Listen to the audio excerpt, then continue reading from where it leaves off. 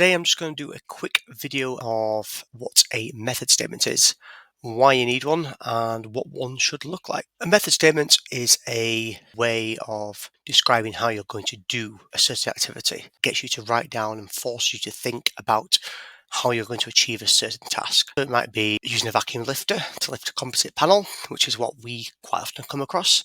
Or it might be other things like doing groundworks at a construction site.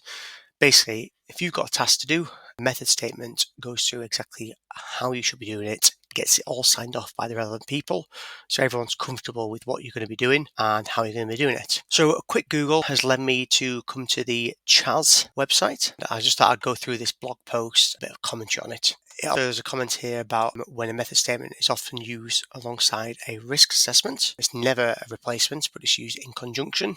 And that's also known as RAMs. It's an interesting comment here about a method statement is not a legal requirement, but it is very applicable and probably strongly recommended. Quite often you can't get on sites if you don't have a RAMs in place or a method statement. Even if we're going to do a vacuum lifted demonstration on a site, we quite often need to supply RAMs and a method statement and a risk assessment even before we get onto site to allow us to actually conduct it. CHAS recommend there's a few sections to a method statement, so you've got 3 sections here.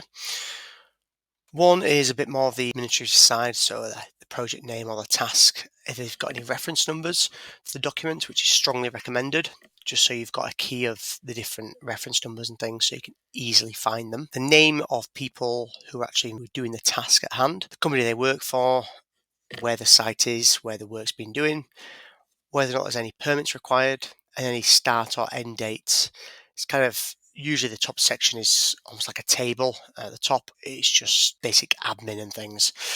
And then section 2 goes on to listing out the hazards that occur or could occur and any safety measures or controls that exist to mitigate those hazards. It might include the sequence of work. So if there's dependencies on what you're doing and an actual step-by-step process to all that out. And then if there's any schedule of plants involved to actually cover that sequence of work, if there's any occupation health standards that need to be adhered to, make reference to them. So whether or not that's things like chemicals, cosh, noise, hand-arm vibration, fatigue, anything like that. Any first aid procedures that are included in that, to control those, list any PPE requirements and make sure that they're all there. And then any emergency procedures as well if anything goes wrong. Section 3 is step-by-step instructions of actually how the thing goes on and the task goes on. And that's really it, in all honesty. There's no set format. A lot of contractors or people out there will have their own designated formats,